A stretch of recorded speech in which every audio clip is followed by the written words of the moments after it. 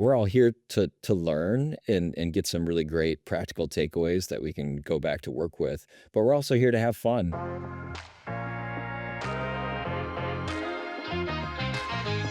Welcome to the official CultureCon podcast, where we explore how work actually works. We're your hosts, Zach Blumenfeld and Nick Lombardino. Whether you're leading a team, shaping culture, or just passionate about making work more meaningful, you're in the right place. Each episode will bring you stories, insights, and bold ideas from people who are building better workplaces and better work experiences. The official CultureCon podcast starts now. And we are up.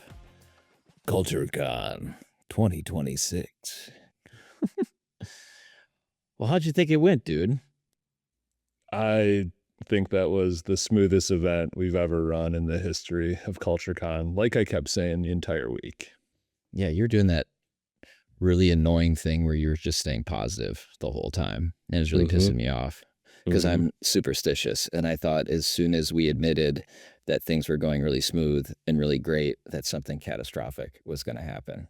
I was knocking on wood the whole time. It worked out. It was fine. Yeah.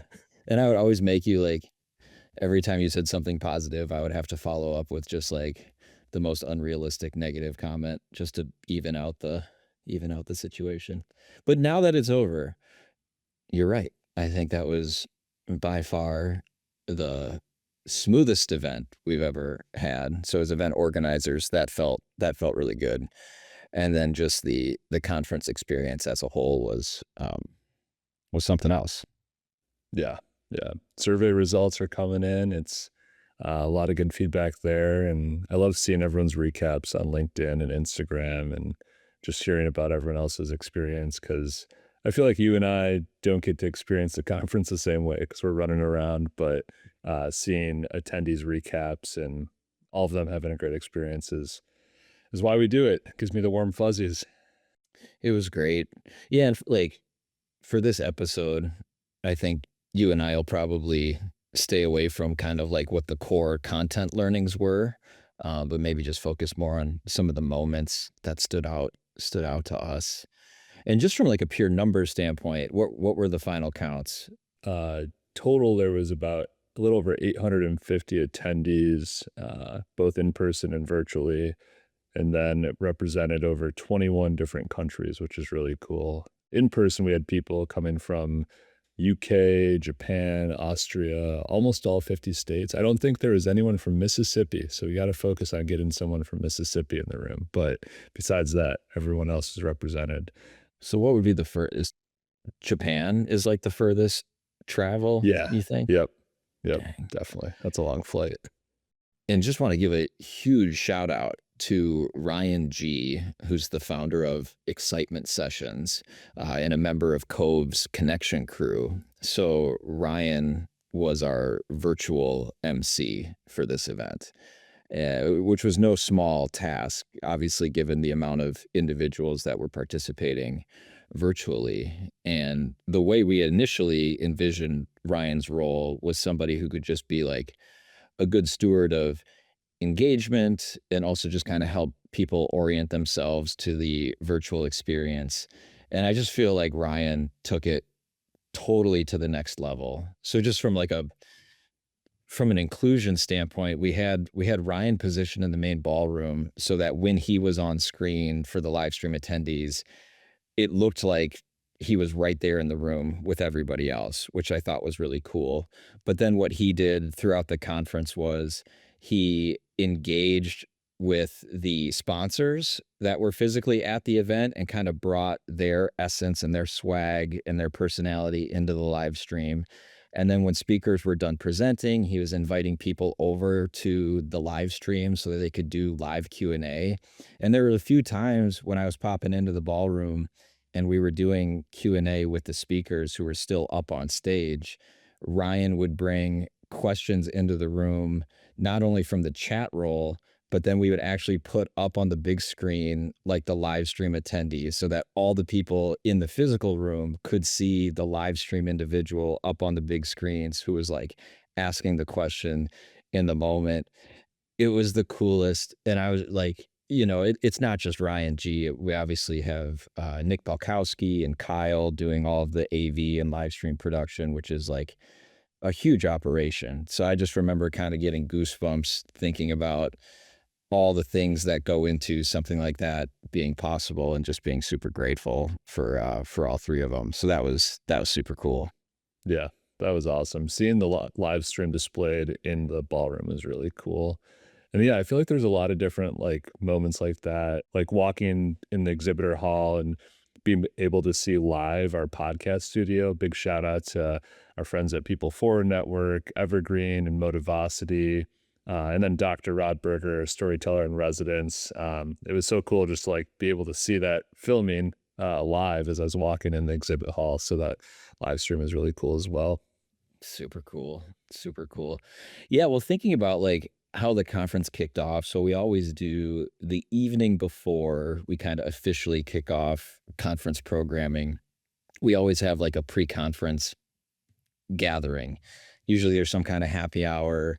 We do our innovation showcase where companies get to come up on stage for 10 minutes and kind of give a presentation on new products and services that they're really excited about, that are moving the needle towards building better workplaces. But this year, we also got to do our second annual Impact Awards, and talk about goosebumps. That was just a really, really magical moment to recognize two individuals within our community who are, to say that they're building more positive workplace culture just feels like the biggest understatement of the century. You know what I mean? Yeah, they're doing some amazing things. Dr. Carabet and Izzy, who you'll hear from more in future episodes. But yeah, just reading all their nominations were super powerful. But then to see them on stage accepting the award and talking even more about their work, I get goosebumps thinking about their speeches right now because they were just so, you could really sense the passion and the commitment they have both to their organizations, but also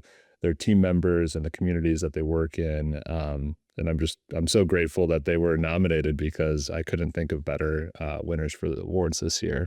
They're incredible. And I think like the essence of the award and why we started it in the first place is because we wanted to recognize individuals who, regardless of their title, their role, their company's industry, they're doing incredible things to uplift their teammates and give them energy and positivity and productivity to be the best versions of themselves. And I think Dr. Carabed and Izzy St. John were incredible models for what this recognition is all about. And, with Izzy, she's the philanthropy coordinator at American Cancer Society. And to listen to all of the teammates that gave their voice to Izzy's video, what kept coming up for her and Dr. Carabed was like they just shine a light that's infectious. And other people get strength and confidence and positivity from Izzy and from Dr. Carabed because how they show up with joy and encouragement day in and day out.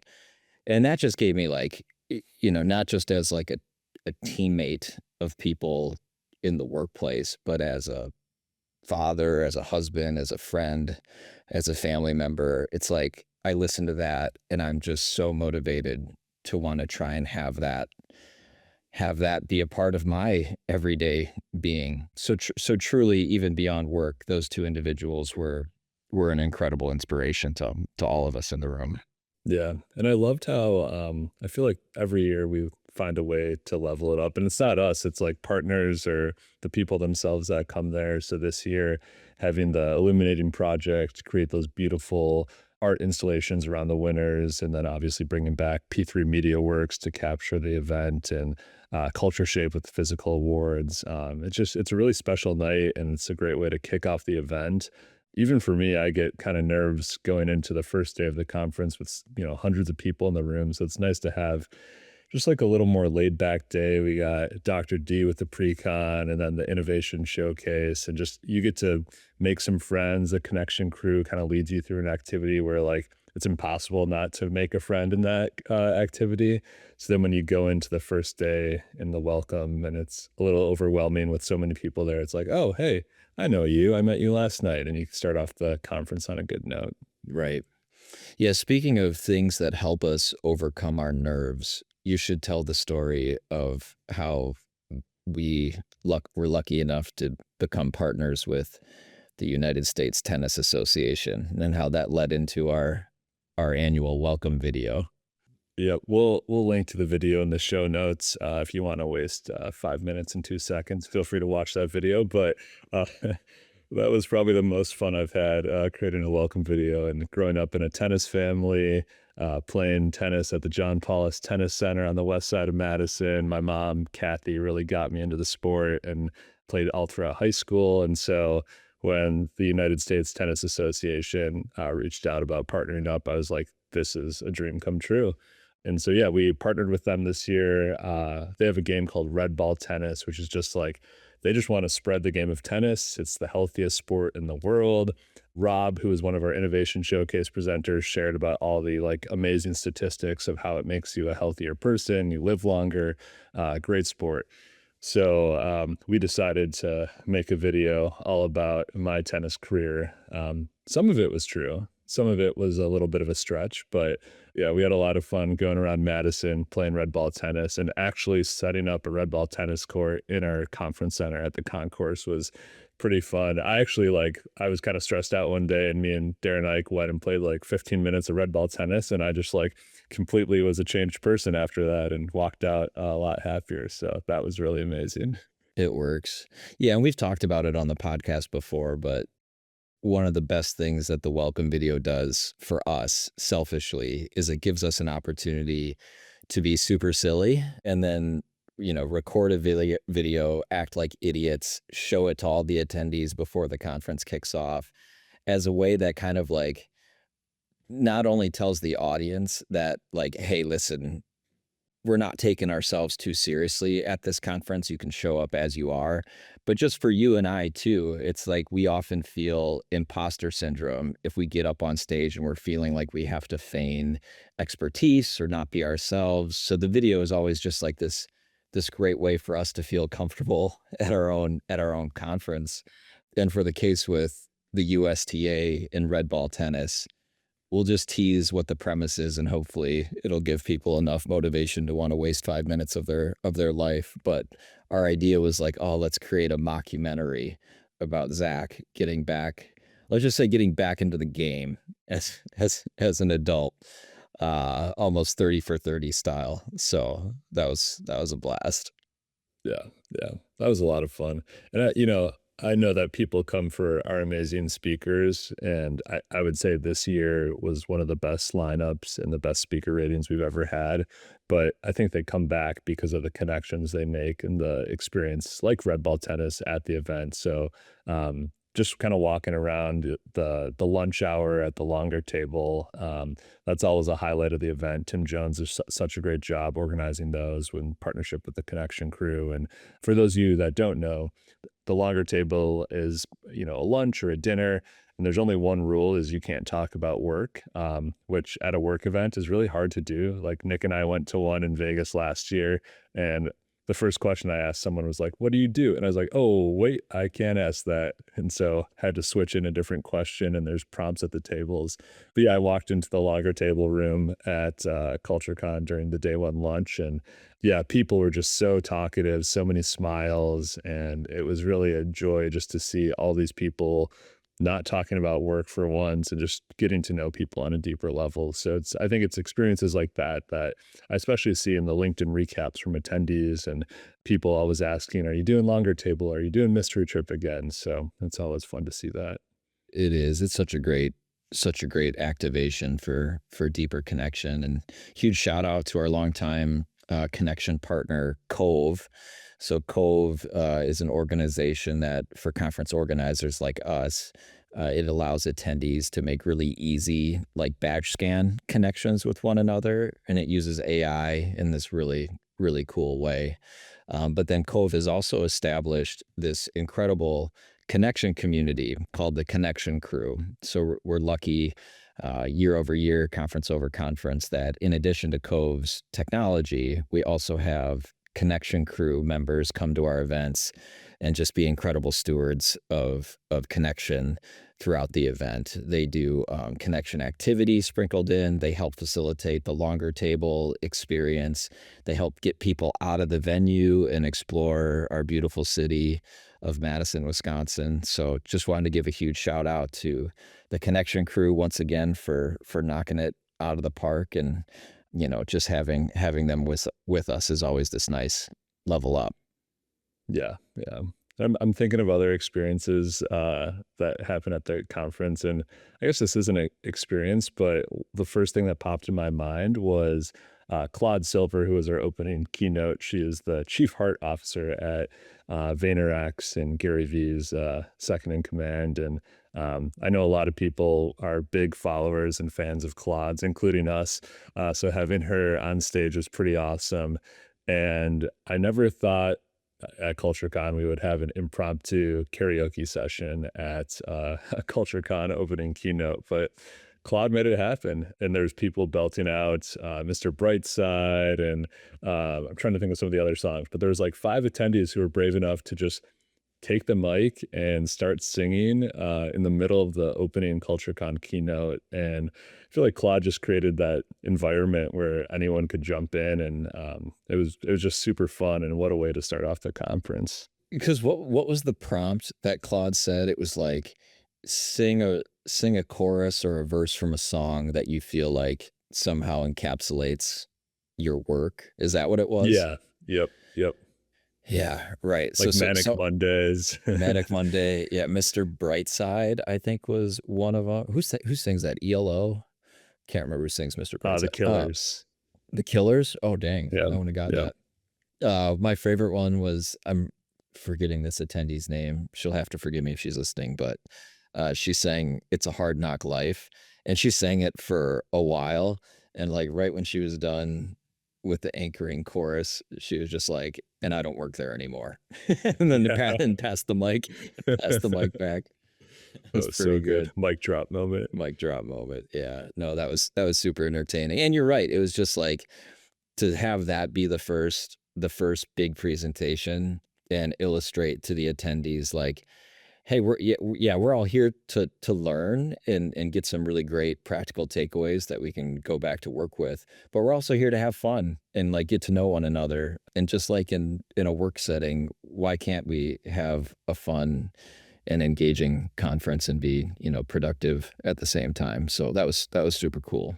Yeah, and I thought our other keynote, Glenn Bostock from SnapCab, did a really good job too. He's not a professional speaker. He kind of just got on the circuit, but it's really cool to hear his story and sharing kind of how he's gone from just a carpenter over 40 years to now running 2 really successful companies, and his focus on a human business and creating a culture where I loved how he talked about rewarding mistakes instead of punishing people. And now if you make a mistake, you like get a reward. And he told a story about a guy who shipped the wrong thing to a client in Hawaii. And so Glenn sent him and his wife to go fix it, but it was really just like a couple minutes on site to deliver the thing and fix the elevator, and then an all expense paid trip to Hawaii. So I thought that was really funny, and all the stories that he shared from his own culture. Yeah, I saw attendees taking a lot of notes during that presentation, and he definitely has a good sense of humor, a lot of good jokes. And Glenn was hysterical. Yeah, what's the practice that they've implemented at his companies now? I'm going to call it a mistake board, but I don't know if that's the word that he used. It was something like that. Yeah. Something like that. So like every day employees walk by this big board where you like log a mistake with a Post-it note. And I think Glenn has a policy that like if you're reporting a mistake, you also have to give an idea for like a solution, right? Yep. Isn't that what he said? Yep. And then it's those two things together allow employees to like get recognition and rewards for the mistake wall or the mistake board. So yeah, talk about dismantling like a fear-based culture. Like people are excited to identify opportunities for improvement. Yeah, that was super cool. All right. We like to end every episode the same way. So we're still going to run with that even on our CultureCon 2026 recap episode and give a shout out. So I want to give a shout out to an attendee who probably traveled the farthest. She came from Japan. She's a professor at the university there, Ashlesha Marathi. So I talked to her while we were getting our lunches, and she shared with me that she was actually born in Madison, Wisconsin, where we host the event, which is wild. When she was 7, she moved to India, and now she's a professor at a university in Japan. So when she was Googling around and saw this was an excuse to come back to Madison, she jumped on purchasing a ticket. And she actually grew up like on the west side, probably not too far from where Nick and I grew up. So maybe we crossed paths back in the day, but just a wild story in itself. And then it gets even crazier. So one of our long-standing CultureCon traditions is the last day of the conference, we send folks out all over downtown, the Capitol Square, down State Street to Library Mall for our food truck lunch. So attendees get to get out of the venue, explore in Madison, and get to explore the awesome food scene that Madison has. And it's never rained. We were very close this year. The weather was like 95% rain on Thursday until a couple days before, but it's never rained, so that's good. But yeah, so the story gets crazier. She goes to a food truck called Bombay. They serve Indian food there. And she gets to the window, and it's someone that she remembers from growing up in Madison when she was 7 years old, is working at the food truck that owns the food truck. And she had no clue at all that this was going to happen. Just the universe aligning, stars aligning, and matching them together. And so she saw someone that she hasn't seen in decades that she remembers from growing up, handing her and making her food. So that was a pretty small world story that I was really excited to share that happened at the event. What a synchronicity. That is so crazy. And she was just Googling like workplace culture conferences, right? Isn't Yeah. that what she Yep. told you? And so she finds us, discovers we're in Madison, Wisconsin. She's like, oh, amazing. And then reconnects with a decades old family friend serendipitously during the food truck lunch. Wild. Wild. Wild. Yeah, dude, that one's all time. That's absolutely crazy. Absolutely crazy. Tell me about this shirt that you're wearing. What does that WP Oh, this mean? shirt right here. For those Yeah. of you who aren't watching on YouTube, I have a blue shirt on and it has a WP. And I like that logo, dude. That it is really nice. Shout that's out super Fauna for making it. Um, this is actually going to be our new logo in 2027. Did you know that, Nick? We're about to rebrand. no. Okay, tell Must have me missed the more. memo. Oh God. So at CultureCon 2026, we shared early announcement with our audience, our community in the room and on the live stream that in 2027, CultureCon is rebranding to Work Possible. And we're super excited about it. Today, the day that this episode releases is actually the full announcement. So I'm sure everyone got the email this morning and has seen it on social media. But we're really excited about the rebrand. And we're not going to get into the full details now of reasonings why and what this means for CultureCon, but just know that culture is still the heart of everything we do. That is not changing. And we'll link in the show notes to a little FAQ page with a video and some more information about the rebrand. But yeah, it was really exciting to share that with the audience early in person. And what was even cooler is that Thursday, the last day of the conference, was actually Work Possible Day in the state of Wisconsin. Governor Evers declared it Work Possible Day. So yeah, excited to share more in the coming months. And then in 2027, we will rebrand to Work Possible. That's awesome. Thank you for making me aware of this change. That's great. Yeah, I think you marked my emails as spam once, so you might want to check your spam folder. Some Sure. of the Yeah, I'll check the spam and I'll get into the FAQs. I'm sure all my questions will be answered there. No, I think like Zach said, we're excited to give an entire dedicated episode in the future to give you more details into the rebrand, the why, the story, what we're excited about in the years to come, and how we can co-create this next chapter of our business. with all of you. But I did just want to plug many of you who are, listeners of this podcast series. The name may sound familiar to you. So Work Possible, historically, over the last 2 years, we've partnered with our longtime friends, Fauna, on doing a global annual employee experience survey. And working with them, we've called that survey Work Possible. And then through that research, Fauna has their own dedicated mini series on our CultureCon podcast that they also branded Work Possible. So this name has also been a part of our story over the last 2 years, and we've loved how it's resonated with our community, and we're excited on where this can point us in the future. So more details to come, but certainly check out the show notes so you can get a little bit more information on where we're heading. All right. Well, that's a wrap on this episode of the CultureCon podcast. Thank you so much for listening. Thanks to everyone for who came out to CultureCon 2026 in Madison, our attendees, sponsors, speakers. And we're excited to hopefully be with a lot of you in Vegas at CultureCon West in just a couple months. So we hope to see you there. Thanks, everybody. Chat soon. That's a wrap on this episode of the official CultureCon podcast. If you got something out of it, share it with a friend, a teammate, or a fellow culture geek. And don't forget to hit subscribe so you never miss an episode. And if you want more ways to stay connected and inspired, check out our upcoming events page for a full listing of webinars, workshops, and conferences. You'll find the link in the show notes, and we'd love to welcome you to a CultureCon event soon. Until next time,